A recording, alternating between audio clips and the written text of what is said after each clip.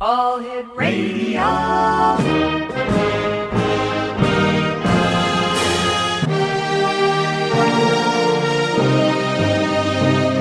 Welcome to the X Zone, a place where fact is fiction and fiction is reality. Now, here's your host, Rob McConnell. A new warning from the CDC about another mystery illness, this one involving sudden paralysis in children. There are fears this is in some way connected to that virus outbreak now confirmed in children in at least 40 states. We get details tonight from NBC's Hallie Jackson in Aurora, Colorado.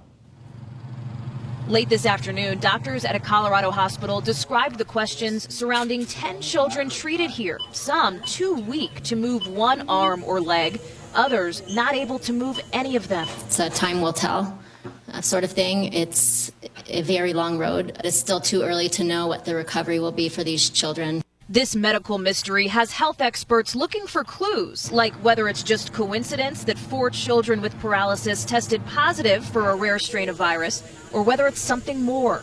At this point, we have no specific direct linkage. That is the area of investigation. An unusual outbreak of Enterovirus 68 is now affecting 443 people across the country, virtually all of them children. So this Denver daycare is taking steps to stay safe. Do you get a sense from parents that they're worried? Very. Anything that they can do as an extra precaution to make sure that their children are kept healthy. And so they have been inquiring. Just 2 years ago, mysterious muscle weakness and paralysis affected a group of children in California. Hi, Daddy. Including Lucian Oliveira. His leg went limp permanently after his mom noticed he had trouble breathing, though he was never tested for Enterovirus 68. I was devastated for these families. We have lived through this for the past 2.5 years. I was wheezing and I didn't feel good at all. In Colorado, Jaden Broadway was treated for the Enterovirus strain this month. He's now back in school. His family knows they've been lucky. They just don't know why. I'm so sorry to hear about the other children who are suffering at this degree with it. But Jaden is doing real good, and we feel like we're really blessed. Over the last month, 4,000 children have come to this hospital with severe respiratory problems, and doctors here say the ER has had some trouble keeping up. Experts say it's possible millions of kids across the country have Enterovirus 68, but for most of them, it's showing up as just a bad cold. Brian? How scary for the kids and their families. Hallie Jackson, Aurora, Colorado, for us tonight. Thanks. Welcome to the X Zone, everyone. My name is Rob McConnell, and in this hour of the X Zone, we're going to be talking about Enterovirus D68. Our guest this hour is Dr. John Young, a long-time emergency room physician now specializing in the treatment of chronic and genetic diseases. And he notes that children are becoming infected. They have underlying lung or neurological disease. And joining me now is Dr. Young. And Dr. Young, welcome to the X Zone, sir. Thanks for having me. What are enteroviruses? Well, there's really hundreds of viruses. Mm-hmm.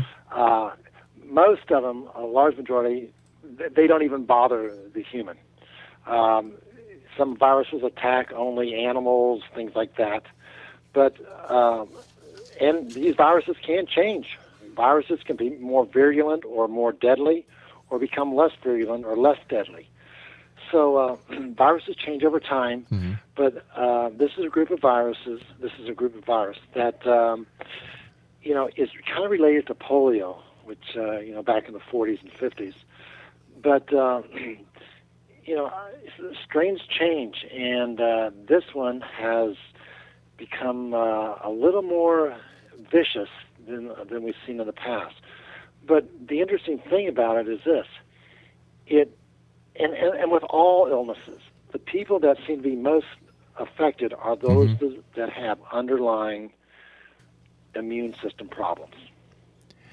Now, I understand that there are more than 100 types of enteroviruses, and it's estimated that 10 to 15 million enterovirus infections occur in the U.S. each and every year.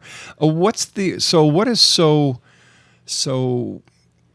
different between the enteroviruses that are seen, the 10 to 15 million that are seen over the year in the U.S., compared to Enterovirus D68?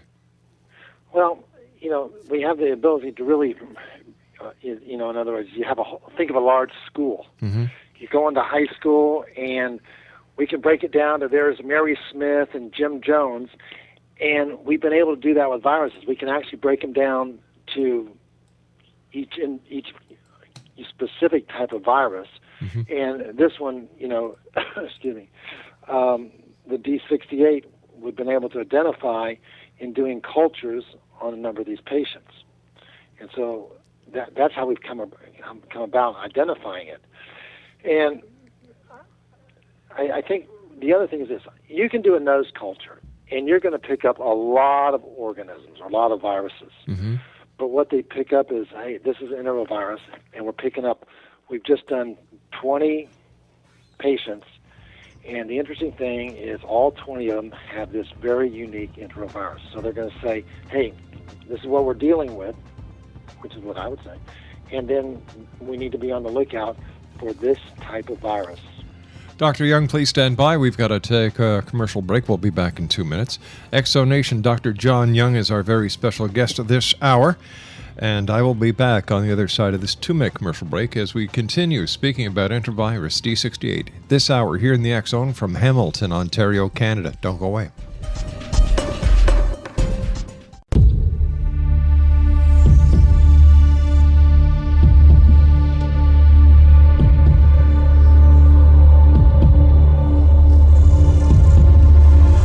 Welcome back, everyone. For more information on Enterovirus D68, you can go to www.cdc.gov, and they have several front-page links to EV-D68. Dr. John Young is our special guest. And, Doctor, what is the current situation in the U.S. and EV-D68? Well, we've only seen it in a few areas, but it's starting to show up, and I predict by December you're going to see it in every state in the U.S. Wow. Well, just because we travel so much, mm-hmm. And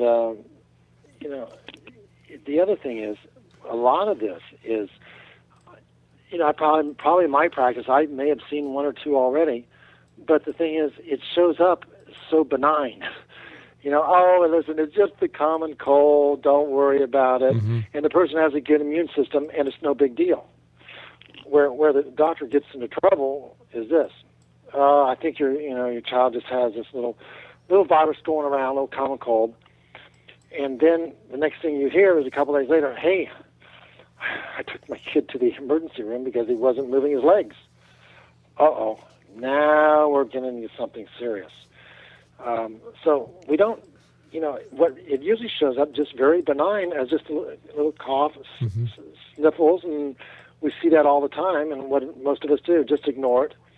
But then when it goes into the difficulty breathing, maybe a neurological problem, then we go and do the spade work to figure out, all right, let's culture this patient up.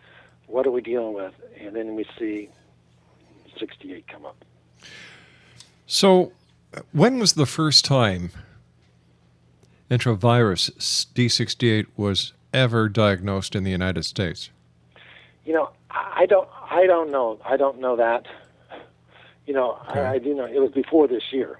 We've had some cases in the past, but this seems to be a year of just a really virulent outbreak. What makes this year so different?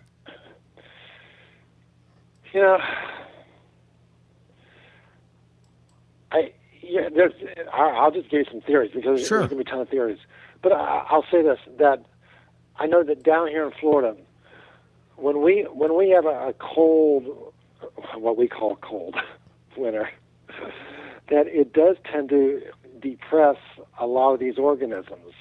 And so, they aren't as abundant. But then when we have a very mild winter like we've had over the last few years, a lot of these organisms don't seem to be suppressed, and I start to see more sickness in the winter than I would normally see in a colder weather. Are other continents around the world also finding a spike in the diagnosis of EV-D68 in children? I wouldn't be able to tell you that.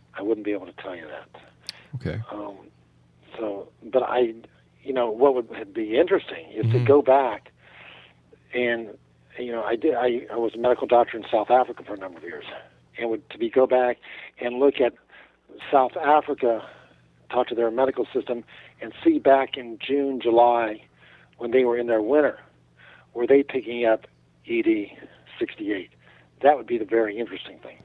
I understand that with the onset of winter, that more cold signs and symptoms are being brought to the attention of medical practitioners, both in the doctor's office and in the emergency departments of hospitals and walk-in clinics. But it's not wintertime. What is triggering the virus? I understand that all viral infections have a trigger point. Well, a couple things. One is that most of the cases, especially like in Colorado, most of the cases, if you looked at, there was an immune system problem. There was chronic asthma. There was some genetic problems. In other words, the kid had some kind of chronic problem. So basically, these people are immune compromised. Okay. And so they are going to be much more susceptible than the average person, because you need somewhat of a viral load. In other words, one virus probably isn't going to bother you. You need a certain amount of that virus to really cause problems. And so, the immune system can take care of a lot of this, but if you have a compromise, you just can't take care of a whole host of viruses that are attacking you. Now, according to our information, from mid-August to October the 1st of this year, a total of 500 people in 42 states in the District of Columbia have been confirmed to have the respiratory illness caused by EV-D68. And there's only 4 states, including Florida, that up until earlier today have not reported any cases of EV-D68. As a doctor, does this make sense? Well, yeah, because I'll tell you, it's just a matter of time. It's going to happen. I mean, we could be talking a week from now, and Florida may have 30 cases. So as people are traveling, it's going to hit right here. So now, what it's going to do to the doctor's office and to the emergency rooms is the parents are going to be just flooding us because, was that a sneeze? Was that a runny nose? You're going to be heading off to get it diagnosed. The other thing is, it gets to be very, very expensive, to be able to, a doctor's office is not going to be prepared and able to take every single patient and do swabs to look for this virus. Why not? Well, just because they don't have the kits.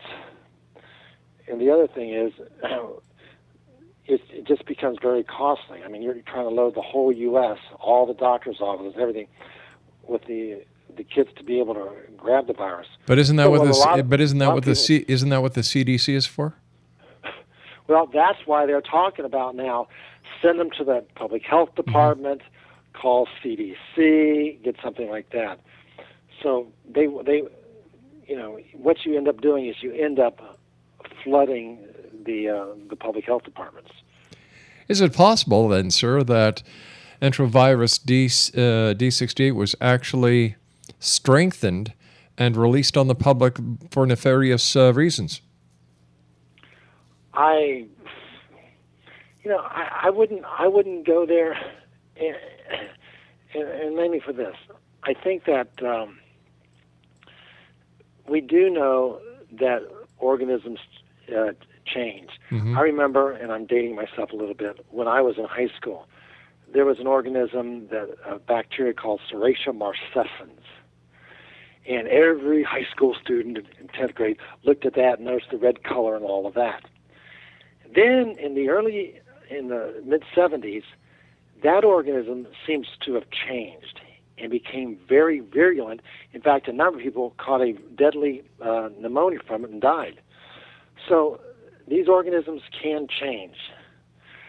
So before I'd go about, did someone release it and so on, I would probably not go there first. I would probably, say that organisms can become more virulent and less virulent. Okay, so less deadly. If we have a youngster 5, 6, 7 years of age and up, they can say, "Mommy, I don't feel good. Mommy, I can't move my limbs, and my arms are sore, my legs are sore." But what happens in the case of an infant? Well, in the event, what you're going to do is, and parents I think are very good at this, at least, you're always looking at your kid, is notice, hey, wasn't, Johnny more active yesterday? Wasn't he? How come he's not moving that left leg very much?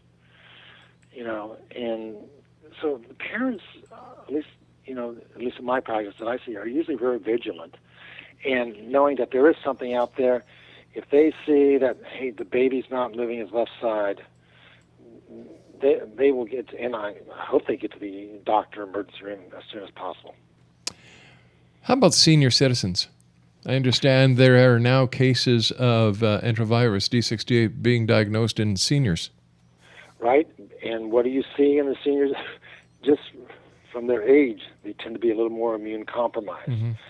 And, they got it from, listen, my grandson was here the other day, or, brought him in. He had little sniffles, but, I've got to give him some hugs and kisses. And the next thing you know, it's spreading around the nursing home. So how can people best prevent contracting Enterovirus D68?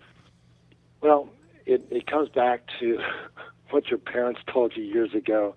I mean, the first thing is washing your hands with soap and water. Number 2 is keep your hands away from your face. If you're, if you're around the toilet in the bathroom, be careful what you touch. The shaking of hands. A lot of people now, in my practice, they're just, kind of touching elbows. Right. And you know what? I thought that was crazy, but now with all the sickness out there, I'm thinking that's pretty smart. Keeping the surfaces clean, disinfectant,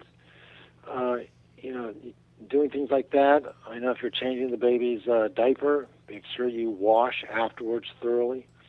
But it's really just common sense right there. So the fact that we really don't know where Enterovirus D68 is coming from, how do we really eradicate it then? Well, if a kid, if I was back when I was working in emergency room, if he showed up with this and said, okay, this is the diagnosis. All right, so we're going to put him in isolation, but we will pump them with antibiotics. And in a way, I hate to say it, it's because this is about all we know. We are not real good at the viral element. We can do the herpes with some of the acyclovir drugs out there. But when it comes to viruses overall, we just really don't have, like we have antibiotics to kill bacteria. So we'll give antibiotics because on the idea that, well, they have a weakened immune system, they may be susceptible for staph pneumonia or something like that, which is a bacterial, so we'll give them that. But basically what you're doing is you're just kind of treating symptoms and trying to support the immune system. Now, that's what the typical doctor is doing. But being a little bit of a maverick and having worked in Africa, I think there's some other things that we also need to learn. All right, what we're going to do is we're going to take a pause here. I've got to take my news break. Exo Nation Dr. John Young is our special guest. For more information on the Enterovirus D68, www.cdc.gov. And if you have any concerns, if you're worried about your children, your seniors, that they may have Enterovirus D68, go to your local emergency room or contact your family physician. My name is Rob McConnell. This is The X Zone. We'll be back after the news. Don't go away.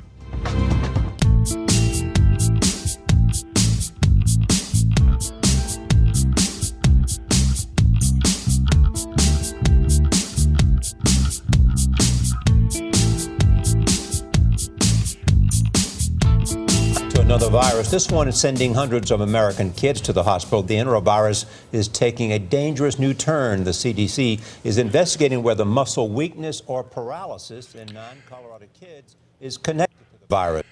Exonation, Dr. John Young is our special guest of this hour. His website is www.younghealth.com. We're talking to Dr. Young about the Enterovirus D68, and it seems as if it popped out of nowhere. We don't know where it comes from. We don't know how it started. Basically, how do we treat it? Just by giving it antibiotics and allowing the immune system to get better? Well, I mean, that's really what we're doing. And, it's very interesting. I spent a number of years as a physician in Africa, in Swaziland, and South Africa.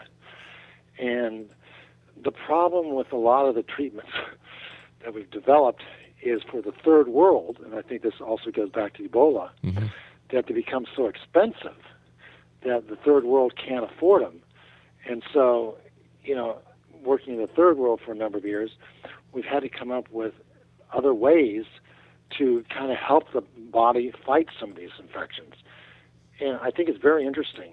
One of the ways, and I learned this from Professor Hollick at Harvard, who's probably the world's foremost expert on vitamin D, is that vitamin D is a hormone, not a vitamin, it's a hormone. And it's amazing. When you get vitamin D levels up, vitamin D as in dog, up, it supercharges the immune system. And not levels over 31, which is considered adequate, but levels over, 60, 70. And I've seen that in my patients with some of these immune problems, immune-compromised patients, that when I get the vitamin D levels up, they're not as sick. They're able to fight a lot of infections much easier. Right. But we don't, we really aren't interested in that because vitamin D is too cheap. But we sure did that overseas in Africa, is we would get the vitamin D levels up, and it did help these immune-compromised people fight infections like this much, much better. Now, vitamin D, isn't that also used for helping with painful bones, painful bones? Doesn't it have something to do with building up the calcium? It has a lot to do with bones. It has, basically this, every cell in your body has a vitamin D receptor. Right. It has a lot to do with depression. It has a lot to do with eyesight. You name it, vitamin D is part of that. But most Americans do not get adequate levels of vitamin D. And so they don't have an immune system that's really able to fight a lot of this. We keep people inside, and they don't get that much sun anyways because we've been told that sun's evil. And so you have a weakened immune system. So what we did in Africa is you keep the vitamin D levels up higher, the body's able to attack these viruses on a much more successful basis. Well, being in Africa, Doctor, wouldn't that give the people there plenty of sunshine? Wouldn't the sun naturally build up their vitamin D if it has something to do with the immune system? Why do we have such a low immune system in Africa if, like you said, vitamin D is the answer, and vitamin D is found mostly in the sun? All right, here's the reason. Number one is if you are dark-skinned, very dark-skinned, you do not absorb vitamin D that readily, number one. Number two, the best hours to absorb vitamin D are probably between 11 and 1:30. If you're spending a lot of time indoors, you're not going to be out the prime time to absorb vitamin D. And the other thing is, and the Germans did a lot of this work years ago, if you don't have a cell membrane that basically is a battery with a positive charge on the outside, a negative charge on the inside, when sunlight hits those charges, those charges make vitamin D within that cell. If you have a poor cell membrane, meaning one where you've had a lot of hydrogenated oils ingested, you're going to make very little vitamin D. So it has to do with more than just being out in the sun. You have to look at that cell membrane. You have to look at the color of the skin. There's just a lot of reasons why people do not have adequate levels of vitamin D. Well, here's a question for you then, sir. The cases of Enterovirus D68 that are being reported throughout the United States, is there a Is there a noticeable difference in the number of African Americans that are being reported with D68 compared to Caucasians? I have not seen that breakdown yet. I have not seen that breakdown. But I'll tell you, that would be very, very interesting. Yeah. Very interesting. Okay, so if a parent goes to the ER, goes to their family practitioner or their walk-in clinic, and the doctor says, I believe your child has enterovirus D68. All right. I know if somebody told me that, I'd go off the loop if it was my grandchild or one of my kids. How concerned should parents be that their child was diagnosed with EV-D68? Well, you mean, in other words, where the doctor said, all right, you have a cold and all that. Now, did they send the child to the health department for cultures? Yeah, it's been confirmed. It's been confirmed. All right. I'd be concerned for a couple of things. One is, I want to make sure that I'm protecting the rest of the members of my household, or the kids. I'd let the parents know, hey, listen, your son's been with mine at the playground at school. I think you need to take him to the doctor or watch him. But then I would watch that kid very closely, and if I see that he's starting to deteriorate, I'm at that children's ER in about 2 seconds. So I'm saying it's watching. I'd load the kid up with vitamin D, and I'd make sure it has no sugar. What's the day? One day of the year where most kids are absent from school is the day after Halloween, because sugars depress the immune system. So I would do some basic things, but really it's watching. All right, so hydration, good hydration. If sugar is one of the main things to keep kids away from, or if they, if they have EV-D68, could the increased number of kids being diagnosed with EV-D68 be because of the diet that they have, the junk food they're eating? Everything is laced with sugar these days. Could this be a major cause of it? I would say yes, because we know that sugar depresses the immune system. And the kids are going to school with their Gatorade. Yeah. The most they sweat is when they got on the school bus. So, in other words, everything is sugar-coated, and so that does depress the immune system. And I will say this, as I look back over, when I was in elementary school and high school years ago and today, I do think that there are more and more absence is more of a problem than when I was in school a number of years ago. I agree. I remember when I was going to school way back when, we used to have a milk break in the morning, in the middle of the morning. We'd get a pint of milk. The teacher would be reading a story. We'd have our milk. And the same thing would happen in the afternoon. And I can't recall kids being sick, or I think that if I had 3 days off due to illness in the entire time I was going through elementary school through high school, that's a lot. And now instead of a milk break, what do they get? A juice break. Yep, sugar. Give them the juice. Unreal. Let's say a child has asthmatic problems. Should the parents be more concerned, more vigilant? Yes. Any person, any child with a chronic problem, be it, let's say, even people that have, the diabetic, the arthritic kids, juvenile arthritis, the asthmatics, they're immune compromised by definition. So you want to be a little more careful with there. And so you're going to be making sure that, this little cough, is it turning into bronchitis and then turning into pneumonia? Right. So I think you need to be a little more vigilant there. What are the schools doing to stop or to curb the possibilities of EV-D68 being contracted or being brought into the school by a child? Well, down here, what they're basically saying is this: listen, if your kid's running a fever, got the runny nose, feeling sick, please keep them home.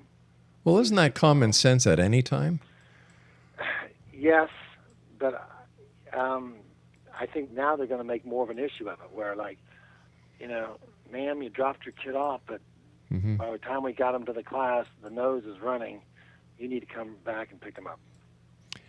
That's the way it is these days. Just take little Tommy or Sally to school. There you've got a babysitter for 8 or 9 hours. Then you bring them home, sit them in front of the TV, and let them play with their computer games until it's time for bed. And then let them go to bed with their handheld devices, and it starts all over again the next day.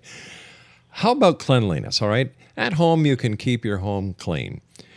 But once the child is out of your protective bubble of cleanliness, what happens then? All right, I understand you wash your hands, you keep your hands away from your face. That's great for you. But in society, once you're outside that protective bubble, you're an open target. You're right. So, it comes down to this. And I've been to a number of seminars all over the world on this. But even with cancer, what it is the immune system lets you down. Because they say that the body kills about 75,000 cancer cells a day. So what you're really saying is this. You're going out in the world, little Johnny, 8-year-old kid, he's at school. You hope that you've taught him to wash his hands after using the bathroom, wash his hands before eating. If someone, don't be drinking from someone else's cup and things like that. But, I mean, I've been in medicine for 20-plus years, and I will tell you this. All my patients who have strong immune systems, they all live longer and healthier. It really does come down to building a strong immune system. The other important part to remember about the immune system, we touched on it earlier when we talked about sugars. And I tell people, listen, if God asked me, I would have had the immune system made out of Skittles because my kids love Skittles. But unfortunately... Who doesn't love Skittles? But unfortunately, the immune system, IgG, IgE, IgA, IgM, they're all proteins. Yeah. And if you look at the American diet, if you look at the basic textbooks, you need about 1 gram of protein for every 2.2 pounds of body weight. And I look at these kids, and breakfast is a Pop-Tart. Where's the protein there? None. Lunch, maybe a peanut butter and jelly sandwich, a Gatorade, and some Skittles. Dinner is spaghetti. You tell me how much protein's there. And that is why, without the protein, you don't have much of an immune system. All right, let me ask you this then, sir. How many of the patients, I don't think you would know this, but wouldn't it also be interesting to know how many patients with EV-D68 are vegetarians? Because there's no protein in vegetarianism, is there?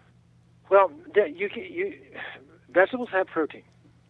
They don't have as much, and they're not a complete protein. One of the amino acids is taurine. To get taurine, it can only come from animal products. There's some very interesting studies out there showing that vegetarians do not live as long as people that take in meat, chicken, fish, things like that. But are they healthier? Well, the thing is this. I find that I think up to a point the vegetarians do very well. Because also most vegetarians are very, very concerned about their health. So they're going to do a lot of activity. They're going to work to keep slim, a lot of physical activity, yoga, things like that. So they do take care of their bodies. But I go back to this. You need protein to make an immune system. It is very, very difficult in the U.S. to get enough protein from the vegetables that we grow because our soil is so poor. If you're from India, it's much easier for a person from India to get the protein in from their vegetables than it is for an American. Why is that? We think, hey, listen, I had a tossed salad and I had broccoli, so that's fine. No, broccoli has certain amino acids. Squash has certain amino acids. In other words, there's no one vegetable that has the complete protein. So it sounds to me, doctor, that what needs to happen is that once we need to be better educated on our diet, that we need to know what is the best fuel to feed this engine. We take better care of our cars than we do our bodies. You're right. And so we'll spend more on the cars than on our bodies. Yeah. We'll put junk food in our mouth, but we will not put crummy oil in our car or crummy gas. Yeah. And so, I mean, you're right. It is an education. I get very nervous, though, when people say, all right, all I'm going to do is eat, fruits and vegetables. Mm-hmm. Well, I think that when people go one way overboard, they usually have problems later on with certain nutritional deficiencies. So I like the fruits and vegetables. I like the oils, and I like the proteins. Personally, Doctor, I like a big rib steak. All right. Potatoes. That is a great protein source. Yeah, you see, my wife will tell you that I'm a meat eater. I love my meat, I love my potatoes, I love my veggies, I love my dairy products, but I try to balance my meals. Mind you, I was taught that as a young boy living at home, and I've passed it on to our children, and I hope that they're passing it on to their grandchildren. Mind you, I'm sorry to hear that Skittles will have to be off the diet. We'll be back on the other side of this commercial break with my guest this hour, Dr. John Young, www.younghealth.com. We'll be back. Don't go away.